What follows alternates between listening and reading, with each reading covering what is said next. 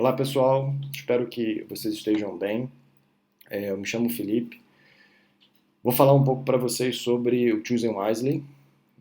Eu preparei uma sequência de slides para a gente conversar mais ou menos 20 minutos sobre o que é o Choosing Wisely. Vocês devem ter visto circulando aí pelas redes essa semana. A Abrafito liberou uma lista de 5 recomendações do Choosing Wisely junto com o Choosing Wisely Brasil. 5 recomendações para a fisioterapia. Então, preparei essa sequência de slides entendendo Choosing Wisely para a gente saber, primeiro, o que significa, que muita gente deve ter ouvido esse termo pela primeira vez. O que significa o Choosing Wisely?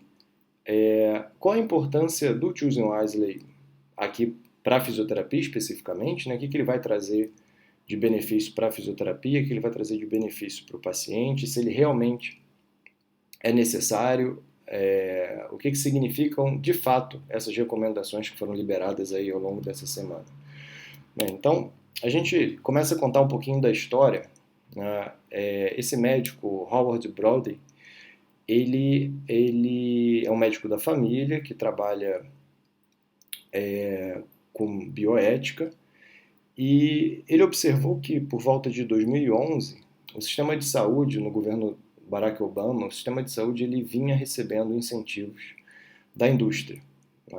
E ele começou a perceber, alguns viam isso com bons olhos, mas na verdade ele começou a perceber que o fato da indústria estar apoiando o sistema de saúde americano fazia com que houvesse uma quantidade de solicitações de exame e uma quantidade de prescrição de medicação e de tratamentos que não eram necessários.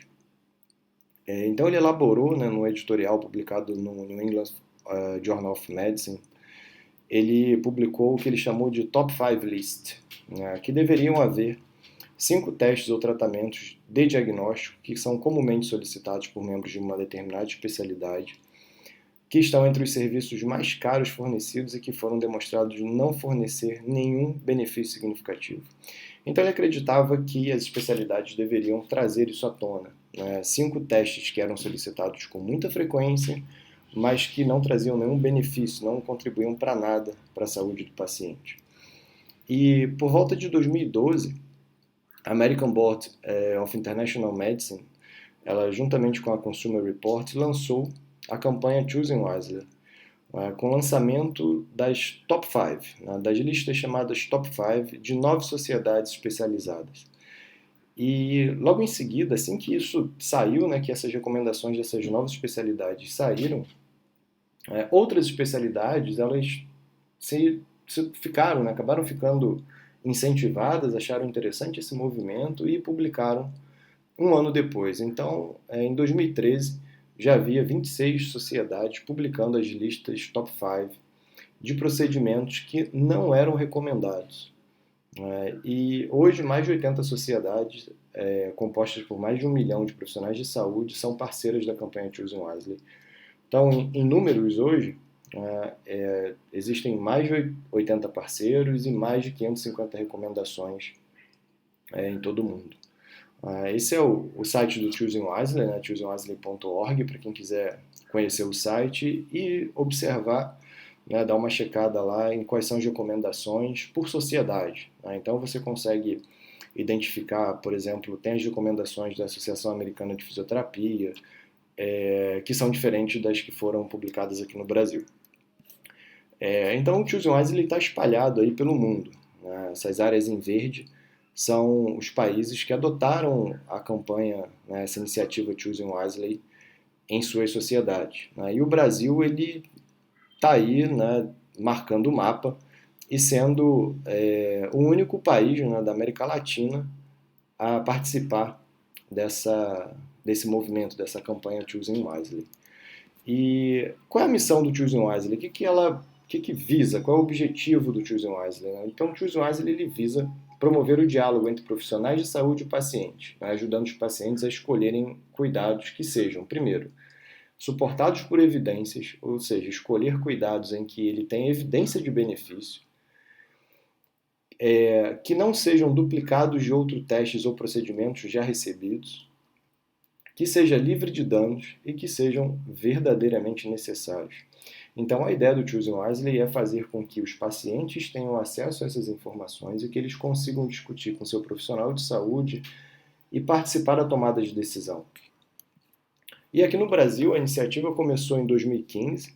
Né, a gente pode chamar, né, o professor Luiz Correia do grande embaixador do Choosing Wisely aqui no Brasil.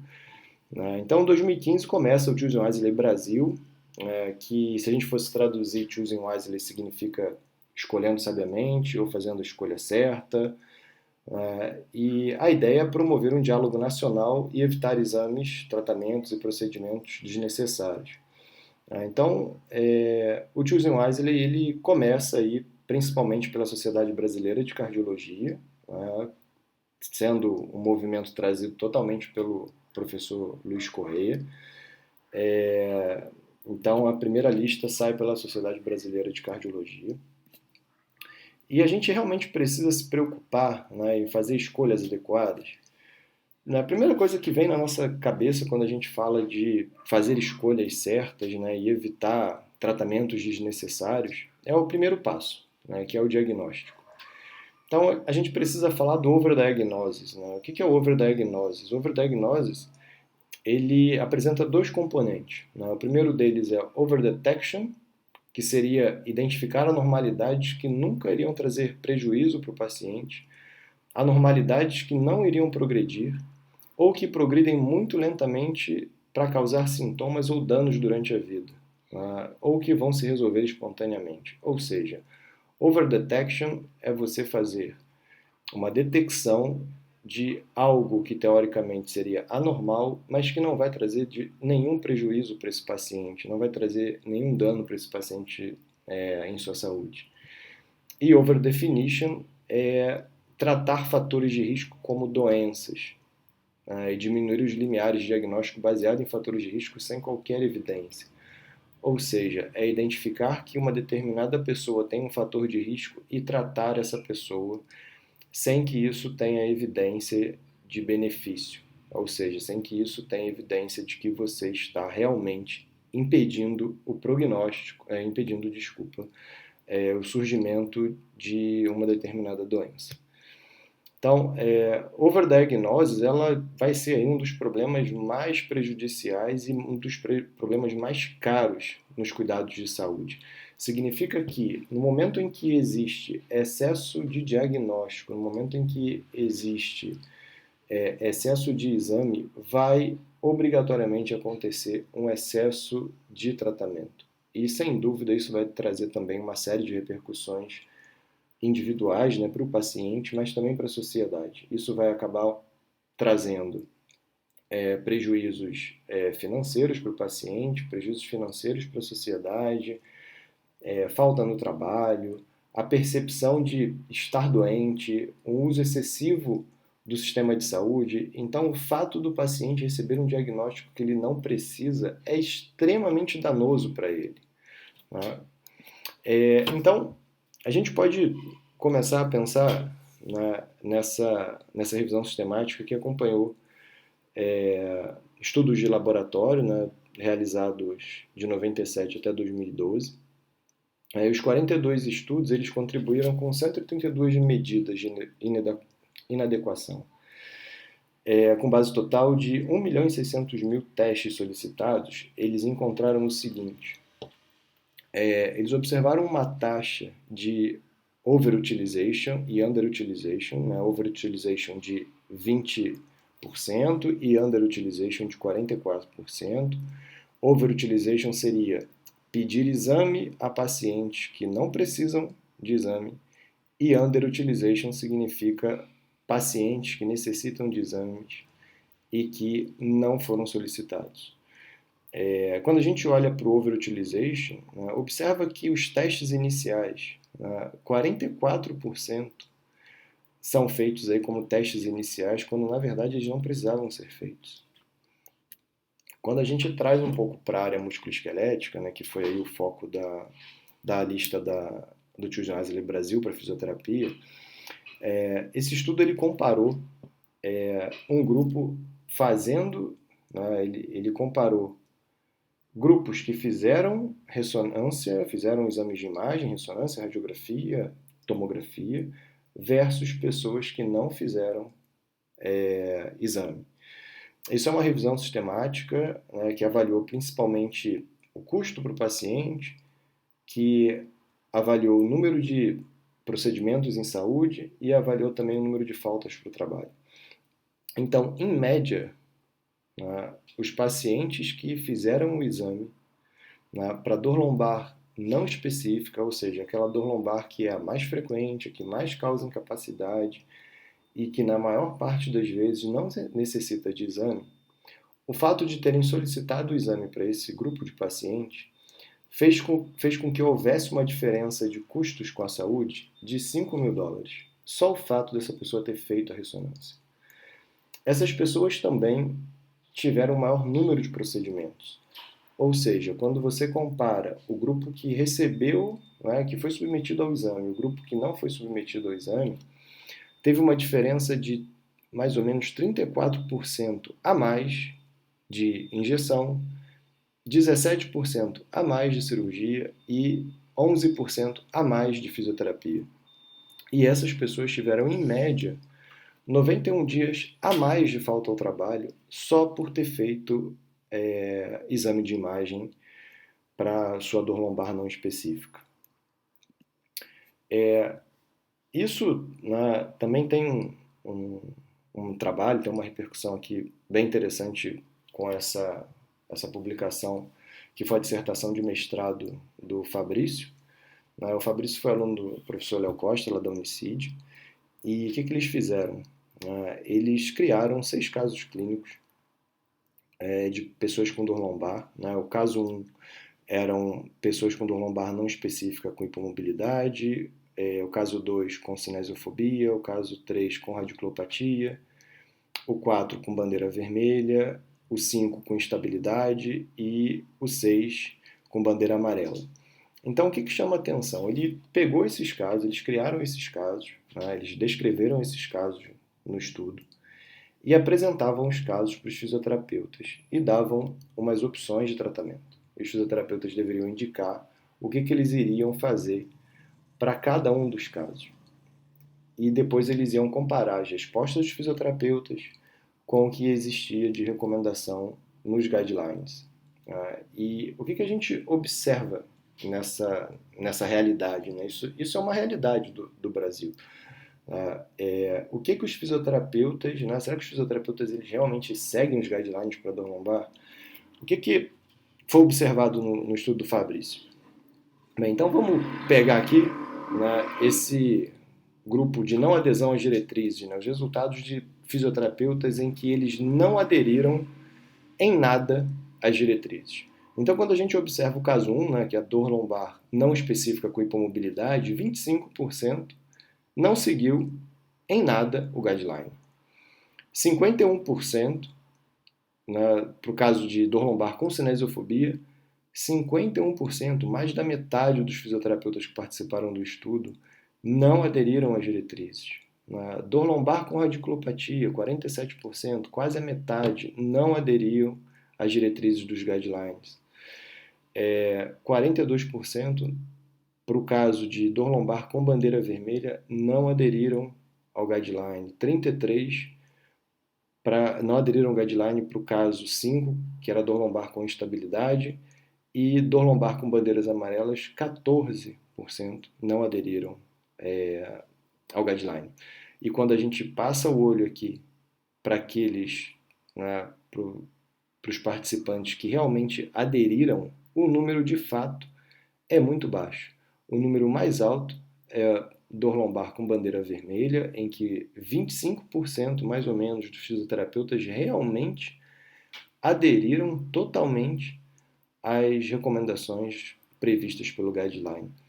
O que a gente consegue observar é que a tomada de decisão clínica, a prescrição do tratamento desses fisioterapeutas que participaram do estudo, elas não estavam de acordo com as evidências disponíveis no momento do estudo. Então, o que acabou acontecendo, né? Por volta de 2014, o professor Luiz Correia, a gente fez um curso, eu e Ney, o professor Ney Mesiá, a gente fez um curso sobre prática baseada em evidência, né? Na verdade, medicina baseada em evidência, com o professor Luiz Cláudio Correia. E no curso a gente começou a conversar sobre a realidade, né? Eu e o Ney, nós éramos os únicos fisioterapeutas do curso. E a gente, né, sendo pesquisadores, a gente tinha bastante interesse, né, sobre o movimento Choosing Wisely aqui no Brasil. E o professor Luiz Cláudio Corrêa, ele de fato, ele apoiou a gente e deu um suporte muito grande para que a gente seguisse a metodologia para a elaboração da lista do Choosing Wisely Brasil para fisioterapia. Bem, quando a gente estava bolando, a gente pensou num terceiro integrante, que foi o professor Renato Soares. E o professor Renato Soares foi uma peça fundamental no desenvolvimento desse projeto. Eu acho que sem ele, esse projeto ele ia demorar muito mais para sair. E como é que a gente fez? Inicialmente, a gente recrutou 20 especialistas do Brasil inteiro, 20 fisioterapeutas especialistas. 3 deles não participaram. E o que a gente fazia? A gente pedia para que esses especialistas, né, eles fizessem 10 recomendações do que não fazer e colocasse qual era o artigo que respaldava aquela recomendação que ele estava sugerindo. Então era assim, o profissional ele tinha que dizer que não deve fazer determinada intervenção para determinado caso, né? E em seguida ele apresentava a evidência daquela afirmativa. E o que a gente fez? Logo em seguida, quando a gente teve o resultado desses 17 especialistas, eu, o professor Ney e o professor Renato, nós sentamos e fizemos a análise dessas respostas, primeiro, para verificar quais eram as respostas mais frequentes e se realmente existia evidência daquelas afirmativas, né, do que não fazer.